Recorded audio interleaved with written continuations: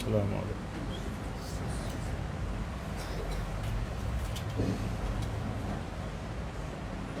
اللہ اکبر اللہ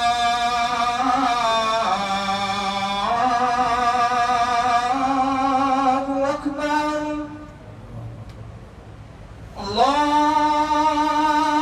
اکبر اللہ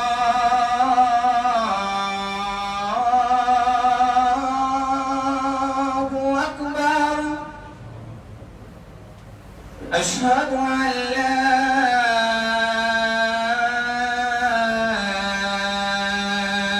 إله إلا الله.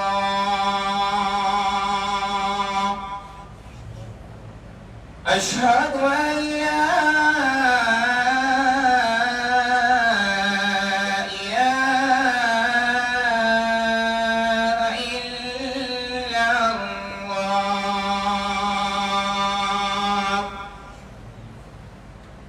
أشهد أن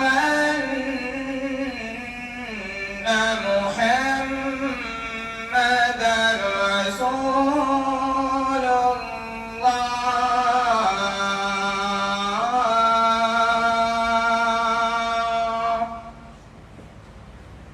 أشهد أن محمدا رسول الله.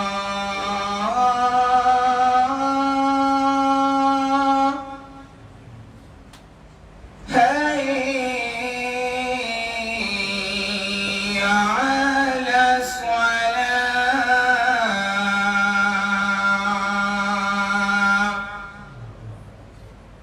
حي على الصلاة.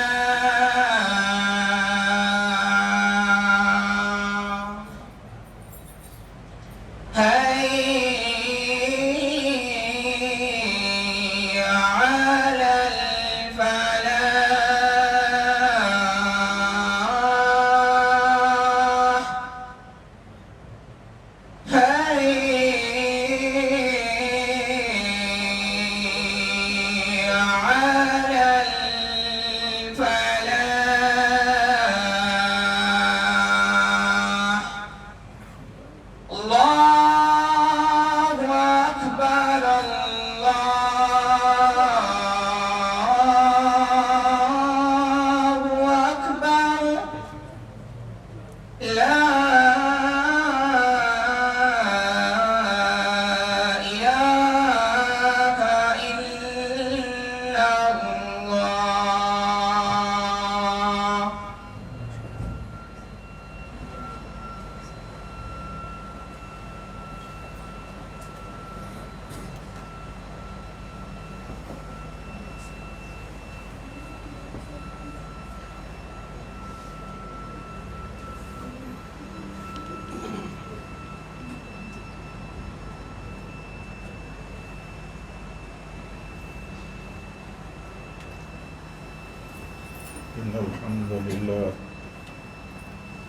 إن الحمد لله نحمده ونستعينه ونستغفره ونعوذ بالله من شرور أنفسنا ومن سيئات أعمالنا. من يهده الله فلا مضل له ومن يضلل فلا هادي له. وأشهد أن لا إله إلا الله وحده لا شريك له. وأشهد أن محمدا عبده ورسوله. يا أيها الذين آمنوا اتقوا الله حق تقاته ولا تموتن إلا وأنتم مسلمون. يا أيها الناس اتقوا ربكم الذي خلقكم من نفس واحدة وخلق منها زوجها وبث منهما رجالا كثيرا ونساء. واتقوا الله الذي تساءلون به والأرحام إن الله كان عليكم رقيبا. يا أيها الذين آمنوا اتقوا الله وقولوا قولا سديدا يصلح لكم أعمالكم ويغفر لكم ذنوبكم ومن يطع الله ورسوله فقد فاز فوزا عظيما. أما بعد فإن خير الحديث كتاب الله وخير الهدي هدي محمد صلى الله عليه وسلم وشر الأمور محدثاتها وكل محدثة بدعة وكل بدعة ضلالة وكل ضلالة في النار. أعوذ بالله من الشيطان الرجيم. بسم الله الرحمن الرحيم. لقد كان لكم في رسول الله أسوة حسنة. معزز حاضرین جمعہ، دینی بھائیوں، اسلامی ماں اور بہنوں،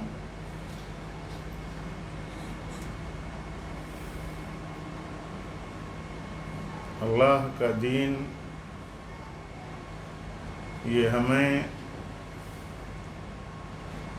زندگی کے ہر موڑ اور ہر مسئلے میں رہنمائی کرتا ہے.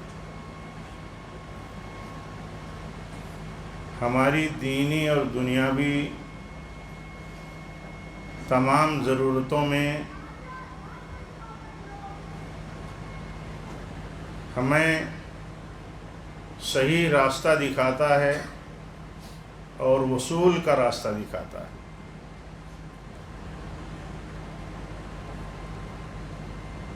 یہ اللہ کا دین حکمتوں پر مشتمل ہے، حکمت والا دین ہے. اس دین میں مصلحتیں مطلوب ہیں.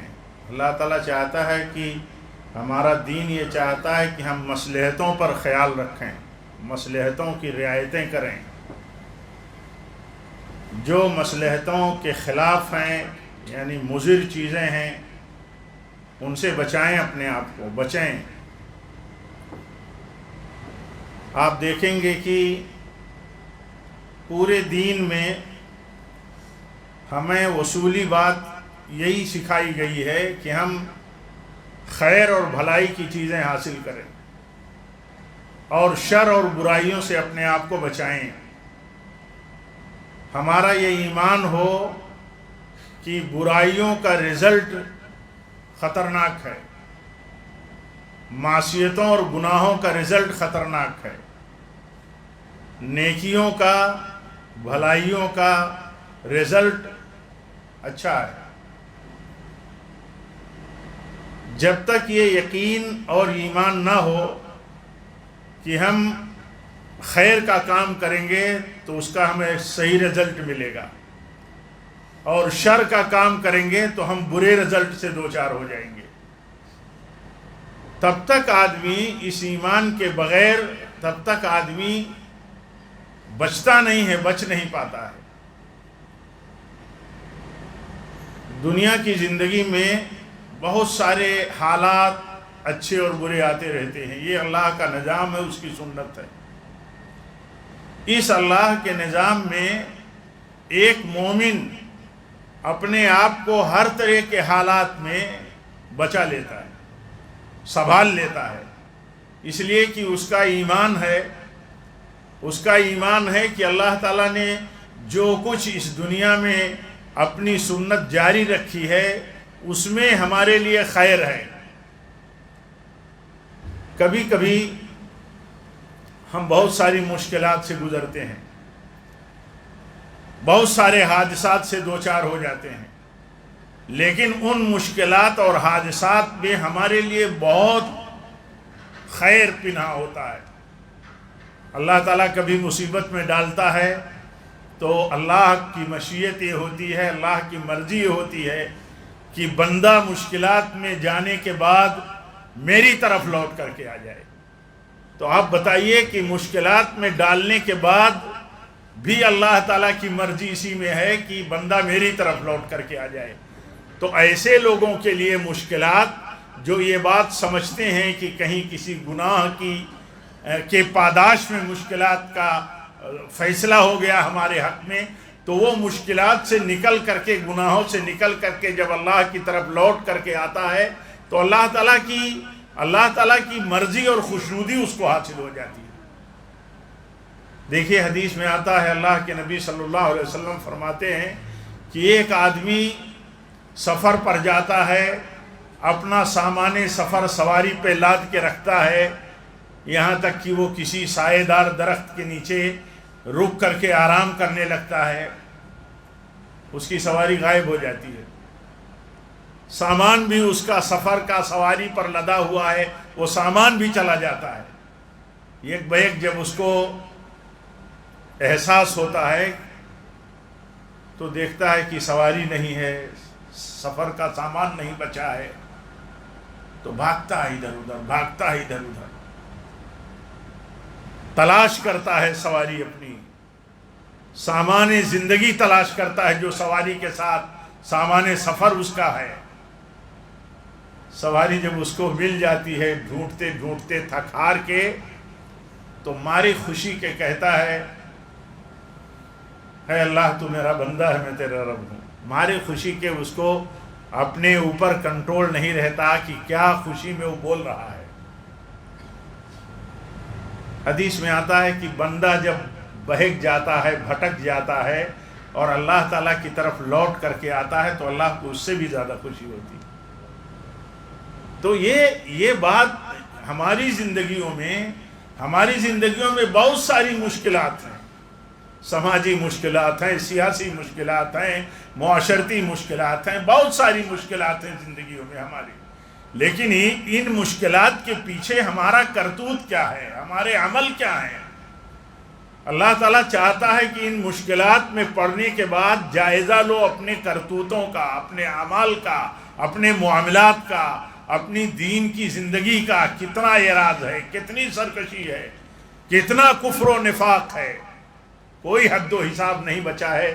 اگر صحیح معنوں میں جائزہ لیا جائے تو اللہ تعالیٰ ان ساری مشکلات میں بھی اس کی مرضی اسی میں ہے کہ جن بنیادوں پر مشکلات ہیں ان بنیادوں سے، ان مشکلات سے نکلنے کے لیے بندہ اللہ تعالیٰ کی طرف ان مشکلات سے نکل کر کے آئے، یہ اللہ تعالیٰ کو مطلوب ہے۔ ہمارے دیکھیں کتنے معاملات خراب ہیں، عام طور پر صورتحال یہ ہے کہ کسی کے دل کسی کے ساتھ نہیں ملتے، کسی کے معاملے کسی کے ساتھ صحیح نہیں ہیں، دین کی زندگی، دنیا کی زندگی، گھر سے لے کر کے فیملی لائف سے لے کر کے سوشل لائف تک، سماجی زندگی، دینی زندگی، کہیں کوئی بھی مرحلے، کوئی بھی نیٹ ورک کی آپ بات کریں، ہر طرف بگاڑی بگاڑ ہے، ہر آدمی بگڑا ہوا اسی صورتحال ہے۔ اللہ تعالی ہم سب پر رحم فرمائے، کم ہی لوگ ہیں جو اس کی فکر کرتے ہیں۔ تو نتیجے ہمارے خلاف اگر نتیجے ہیں تو ہم نتیجے اپنے فیور میں چاہتے ہیں، نتیجے اپنی مرضی سے چاہتے ہیں، نتیجے ہمارے اپنے ٹارگیٹ کے مطابق ملنے چاہیے، ہم یہ چاہتے ہیں۔ لیکن رب کا کچھ دستور الگ ہے، اللہ کا قانون الگ ہے، اصل بادشاہ وہی ہے، اصل حاکم وہی ہے، اسی کے حکم سے فیصلے ہوتے ہیں، اور دنیا میں ہماری مرضی کے مطابق یا ہماری مرضی کے خلاف جو کچھ نظر آتا ہے سب اللہ کی مشیت ہے، اللہ کی مشیت کے باہر کچھ نہیں ہے۔ یہ اس وقت تک نہیں بدلے گا جب تک کہ ہماری اپنی زندگی، ہمارے اپنے اعمال، ہمارے کرتوت صحیح نہیں ہوں گے۔ آپ دیکھیے کتنی سازشیں خود ہمارے اپنے بیچ میں ہیں، کتنا مکر، کتنا جھوٹ، کتنا فریب، کوئی حد و حساب نہیں ہے۔ اتنا آدمی دنیا کی زندگی میں، دنیا کی لالچوں میں اپنی حیثیت، اپنا منصب، اپنا مقام بچانے کے لیے کتنی سازشیں کرتا ہے۔ یہ تو جو کرتا ہے وہ جانتا ہے، اسے ہم جانتے ہیں، ہم جو کرتے ہیں آپ جانتے ہیں، آپ جو کرتے ہیں ایک دوسرے کے خلاف۔ لیکن اللہ تعالیٰ نے نصیحت کی ہے کہ تمہارے کرتوتوں ہی کی سزا تمہیں ملتی ہے، دیکھو اپنے کرتوت۔ آج ہم اتنے بڑے اپنے دیش میں اتنی بڑی مشکل حالات میں، سیاسی سطح پر، ملکی سطح پر، ایک خیر امت ہونے کے باوجود مسلمان اور ہم آپ مبتلا ہیں، پوری کمیونٹی مبتلا ہے، اذیتوں میں مبتلا ہے، کرب میں مبتلا ہے، بے چینی میں مبتلا ہے، یہ اس کا انکار نہیں کیا جا سکتا. لیکن افسوس اس پر ہے کہ اس پر غور نہیں کرتے کہ آخر اس کرب، اس بے چینی، اس مشکل اور اس عذاب سے اس عذاب کی بنیاد کیا ہے، اس پر نہیں آدمی غور کرتا. حدیث میں آتا ہے، اللہ کے نبی صلی اللہ علیہ وسلم فرماتے ہیں، جس قوم میں سود عام ہو جائے، جس بستی میں سود عام ہو جائے، جس بستی میں زنا عام ہو جائے، اس پر اللہ کا عذاب حلال ہو جاتا ہے. آپ سوچئے، کبھی قوم، کبھی ہم آپ، کبھی ہمارے نوجوان، ہمارے بچے بچیاں سوچتے ہیں اس بات کو کہ ہماری پستی کی بنیاد ہماری بدعملیاں ہیں. ہمارے اوپر سزا اگر ہے، ہم سمجھتے ہیں کہ ہم ایک ایسی قوم کی صورت میں، مطلب ہے ہماری صورت ایسی بن چکی ہے کہ ہماری جیسے لگتا ہے کہ کوئی حیثیت نہ ہو. اللہ تعالیٰ کی نافرمانیوں کی بنیادوں پر ایسا ہوتا ہے کہ اللہ تعالیٰ حیثیتیں ختم کر دیتا ہے، یعنی اللہ کے ہاں کوئی پرواہ نہیں رہ جاتی ہے. اور اگر اللہ کے ہاں پرواہ ہو، اللہ تعالیٰ کے ہاں ہماری پرواہ ہو تو اللہ کافی ہے ہمارے لیے. ہماری تدبیریں کام نہیں کریں گی، ہماری تدبیریں توحید کے ساتھ کام کرتی ہے. اصل تدبیر ہماری توحید ہے. دنیا کے اسباب کو جمع کرنے کے بعد، دنیا کے سورسوں کو استعمال کرنے کے ساتھ، اصل سورس اللہ کی توحید ہے اور اس پر توکل ہے. اصل کیا ہے؟ ہم تو یہ سوچتے ہیں کہ ہمارے پاس ووٹ کی طاقت ہے تو ہم اپنے ووٹ کی طاقت سے ایسا نہیں ایسا کر سکتے ہیں. لیکن اللہ کا قانون یہ ہے، اللہ کا قانون یہ ہے کہ تم اللہ کے دین کی مخالفت کرو گے، اللہ سے باندھے ہوئے دین سے باندھے ہوئے عہد کی مخالفت کرو گے تو اللہ تعالیٰ تمہارے بیچ میں اختلاف ڈال دے گا. آج دیکھیے، مسلکوں کی بنیاد پر بھی ووٹوں کی سیاست چلتی ہے. مسلکی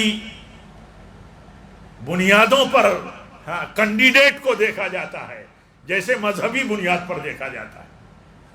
یہ ساری چیزیں کہاں سے آتی ہیں؟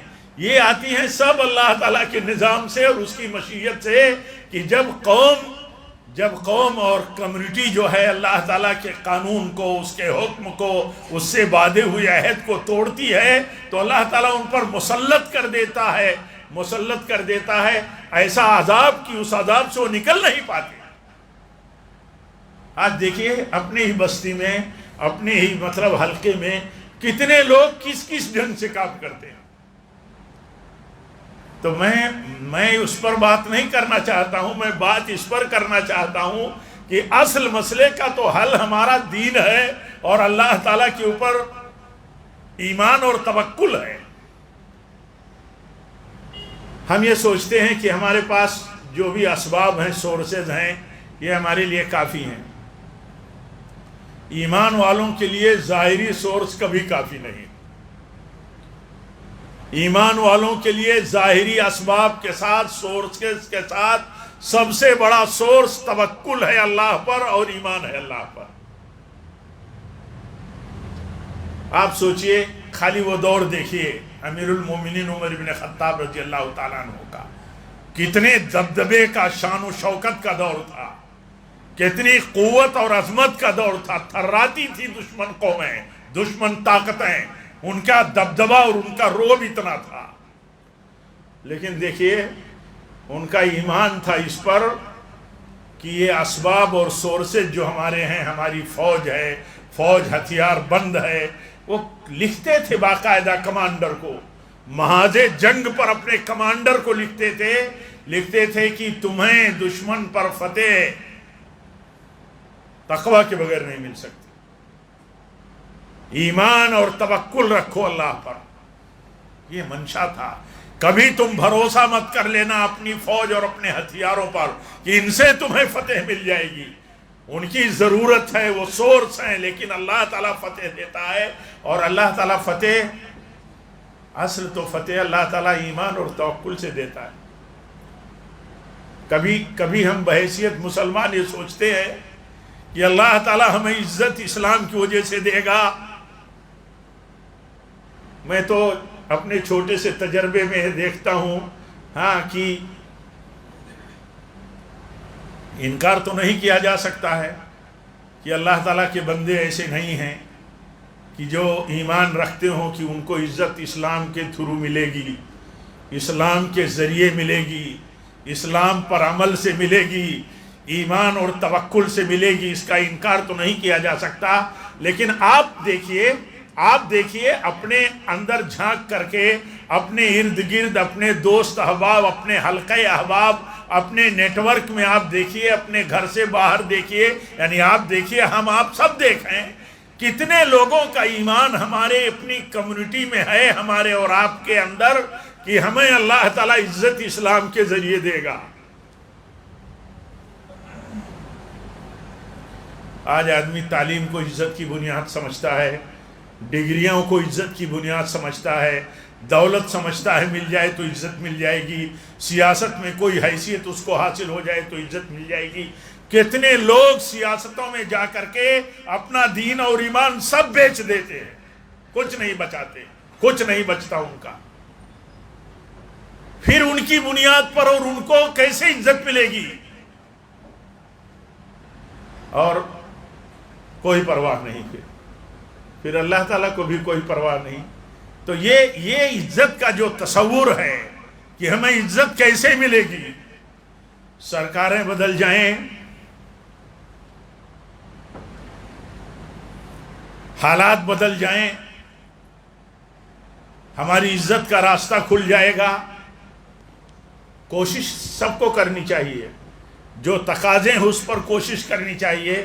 لیکن یہ عقیدہ اور تصور اگر کمزور ہوا کہ ہمارا رشتہ اسلام سے اور ہمارا ایمان اگر اس سے خالی ہو گیا کہ عزت تو ہمیں ملے گی، قوم کو، کمیونٹی کو ملے گی، مسلمانوں کو ملے گی، تو دین کے ذریعے ملے گی. کتنی بڑی بات اللہ تعالیٰ نے صراحت کے ساتھ کہہ کے ہم کو اور آپ کو دعوت دے دیا ہے کہ سمجھو. اللہ تعالیٰ فرماتا ہے وَأَنْتُمُ الْأَعْلَوْنَ إِن كُنتُم مُؤْمِنِينَ. اللہ تعالیٰ فرماتا ہے تم اگر مومن ہو تو غلبہ تمہارے لیے ہی ہے، تم غالب رہو گے اگر تم مومن ہو.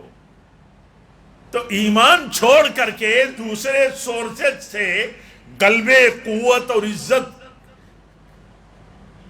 کی راہ ڈھونڈنا اور یہ فکر کرنا، یہ کوشش کرنا کہ اس راستے سے تو ہمیں عزت مل جائے گی، غلبہ مل جائے گا، یہ نہیں ہونے والا. یہ اللہ کے قانون میں ہے کہ یہ نہیں ہونے والا. یہی امیر المومنین ہے، کہتے ہیں ہمیں اللہ تعالیٰ نے عزت دی ہے اسلام سے، اسلام کے ذریعے عزت بخشی ہے. کتنی عزت تھی، کتنا غلبہ تھا، کیسی شان و شوکت تھی ان کے دور میں، ان کے اقتدار میں. اس کے باوجود دیکھیے کہتے ہیں یہ ہمارے پھٹے حالات پھٹے پرانے ہیں، حالات پھٹے پرانے ہیں دیکھنے کے لیے، لیکن غلبہ اور دبدبہ اور روب جو ہے دشمنوں کے دل و دماغ پر کیسا ہے کہ سب تھرائے ہوئے ہیں. تو کہتے ہیں یہ حیثیت جو اللہ نے ہمیں بخشی ہے یہ اسلام کے ذریعے بخشی ہے، اور اگر اسلام کو چھوڑ کر کے ہم عزت اور سربلندی اور غلبہ اور اپنا ٹارگیٹ ڈھونڈنا چاہیں گے تو نہیں ملے گا، مسلمانوں کو نہیں ملے گا. تو یہ تصور ضروری ہے، یہ تصور ضروری ہے. اسی لیے میں نے پہلے بھی عرض کیا کہ دیکھیے ہمارے حالات جیسے بھی ہوں، ہمارا دین ہمارے ہاتھ میں ہے کہ نہیں، ایمان ہاتھ میں ہے کہ نہیں، جتنے سورسز ہمارے پاس ہیں، وسائل ہمارے پاس ہیں، ان کو استعمال کرنا تو ضروری ہی ہے، ان کو استعمال کرنا تو ہمارے اوپر لاگو ہی ہے کہ ہم کریں.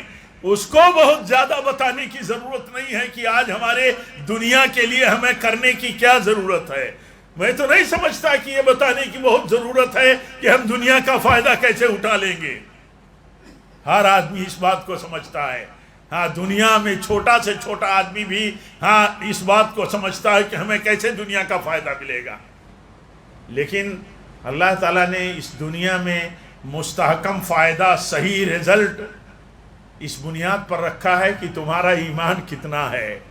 اسباب جمع کر لیے، اللہ پر توکل نہیں ہے، اللہ پر توکل نہیں ہے تو تمہارے اور ہمارے اور آپ کے جو حساب سے اسباب میسر ہیں ہمارے حق میں رزلٹ نہیں ہے۔ کوئی دنیا میں چھوٹی موٹی تبدیلیاں، الٹ پھیر، یہ صحیح معنوں میں ہمارے لیے نہیں ہے۔ ہمارے لیے صحیح چیز یہ ہے کہ ہمارے ایمان اور ہماری دینی زندگی کی بنیاد پر جو تبدیلی آئے گی وہ ہمارے حق میں بہتر ہوگی۔ اللہ کے نبی صلی اللہ علیہ وسلم دیکھیے، حکم ہوا ہے ہجرت کا، حکم ہوا ہے ہجرت کا۔ ہجرت کا مطلب یہ ہے کہ دین پر چلنے کے لیے ایک وطن کو چھوڑ کر کے، اپنی بستی کو چھوڑ کر کے کسی دوسرے وطن کی طرف چلے جانا جہاں دین پر چلنے کی آزادی حاصل ہو، اس کو ہجرت کہتے ہیں۔ اللہ کے نبی ہجرت کرتے ہیں اور آپ کے گھر کے ارد گرد ہتھیار بند نوجوان انتظار میں ہیں کہ آپ نکلیں اور آپ کو ایک ساتھ تلوار مار کر کے آپ کو ختم کر دیں۔ نکلنا ایک ذریعہ ہے، نکلنا ایک سورس ہے بچ کر کے کہ نکل جاؤ ظالموں کی بستی سے، اور یہاں اپنا اور دین کا وجود خطرے میں ہے۔ لیکن دیکھیے اس کے باوجود ایمان یہ ہے کہ اللہ تعالیٰ چاہے گا تو ہم کامیابی سے نکل سکیں گے۔ گھر کے ارد گرد ہتھیار بند نوجوان کھڑے ہیں، انتظار کر رہے ہیں کہ آپ نکلیں تو ہم آپ پر ایک ساتھ حملہ کریں گے اور ختم کر دیں گے۔ لیکن اللہ کا حکم ہے اور اس پر بھروسہ ہے اتنا کہ اللہ کے حکم کے مطابق آپ ان کے چہروں پر مٹی ڈالتے ہوئے چلے جاتے ہیں اور انہیں کچھ شعور اور احساس نہیں ہوتا۔ یہ واقعہ اس لیے نہیں ہے کہ ہم اللہ کے نبی کی زندگی کے کسی واقعے کو پڑھ لیتے ہیں، یہ واقعہ اس لیے ہے کہ ہم دنیا کے سورس استعمال کرنے کے ساتھ ساتھ اللہ پر بھروسہ کتنا کرتے ہیں۔ بچ کر کے نکلنا ہے ظالموں کی بستی سے، ظلم کی چکی میں پستے ہیں اس سے بچ کر کے نکلنا ہے۔ لیکن اس نکلنے میں بھی کامیابی اس وقت تک نہیں ملے گی جب تک اللہ نہیں چاہے گا۔ آگے جا کر کے غار ثور میں دیکھیے پناہ لے لیتے ہیں، وہاں بھی صورتحال کیا ہوتی ہے، دیکھ کر کے نکلتے ہیں، رک کر کے آگے بڑھتے ہیں، پورے تجربے اور حکمت کو استعمال کرتے ہیں۔ لیکن ادھر سازشی مطلب مشن لگا ہوا ہے کہ آپ کو کسی طرح نکل گئے ہیں مکہ سے تو گرفتار کر لیا جائے۔ لیکن آپ دیکھیے وہاں جہاں یہ صورتحال ہے کہ حضرت ابوبکر رضی اللہ تعالیٰ عنہ کہتے ہیں یا رسول اللہ صلی اللہ علیہ وسلم، ہم ادھر کھوہ میں ہیں، غار میں ہیں، اور اوپر دشمن ہمارا پیچھا کرتے ہوئے پہنچ گیا ہے، وہ اگر اپنے قدموں کی طرف دیکھے گا تو ہمیں دیکھ لے گا، اگر وہ اپنے پیروں کی طرف دیکھے گا تو ہمیں دیکھ لے گا، اتنا ہم سے قریب آ گیا۔ تو اللہ کے نبی فرماتے ہیں اے ابوبکر کیا خیال ہے ان دونوں کے بارے میں جن کے ساتھ اللہ ہو، جن کے ساتھ اللہ ہو۔ آپ بتاؤ ایک تدبیر ہے ہجرت کی، ایک سورس ہے نکل جانے کے لیے کہ نکل جاؤ بچا کر کے، لیکن بچا کر کے نکلنے کے لیے بھی اللہ کے اوپر بھروسہ ضروری ہے کہ اللہ اگر نہیں چاہے گا تو آپ نکلنے کی تدبیر میں کامیاب نہیں ہوگے۔ یہی بات تھی قوم بنی اسرائیل کی حضرت موسیٰ علیہ السلام کے ساتھ، یہ بھاگ رہے تھے فرعون اور فرعونیوں کے ظلم سے کہ چھوڑ کر کے مصر نکل جائیں، اپنے ایمان والوں کی جماعت لے کر کے نکلنے دینے کے لیے بھی یہ ظالم فرعون تیار نہیں، کہا ارے یہ نکل جائیں گے ہمارے ہاتھوں سے بچ کر کے، یہ ہمیں منظور نہیں۔ لیکن بھاگنے کے لیے ایک راستہ اور ایک تدبیر کیا کہ نکل چلو، چھوڑ دو یہ شہر اور یہ ملک،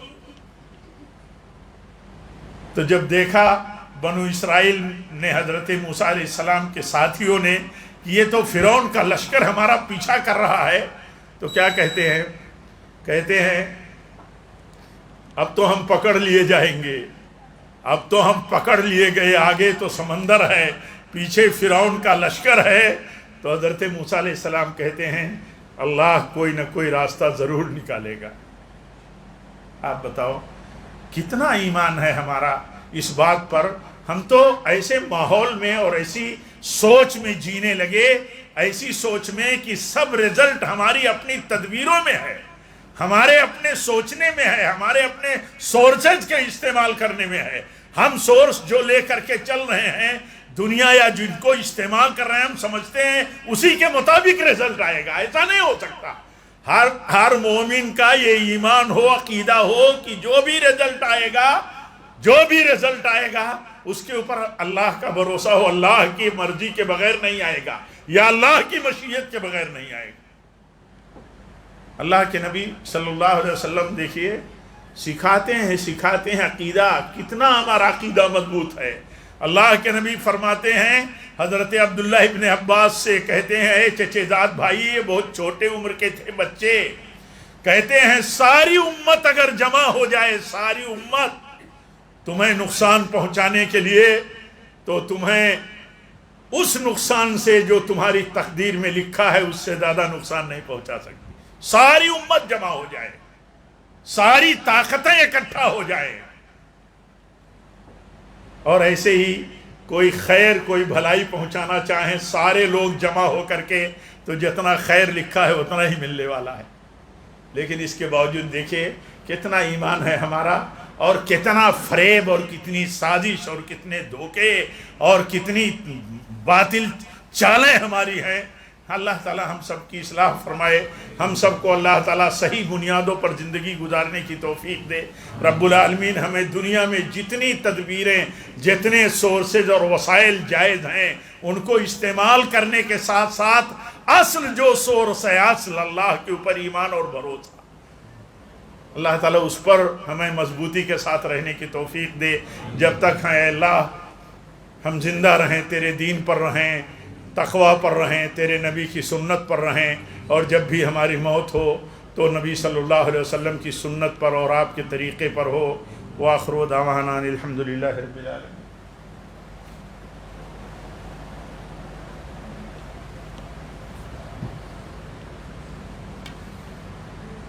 الحمدللہ رب العالمین والصلاة والسلام علی رسولہ النبی الکریم۔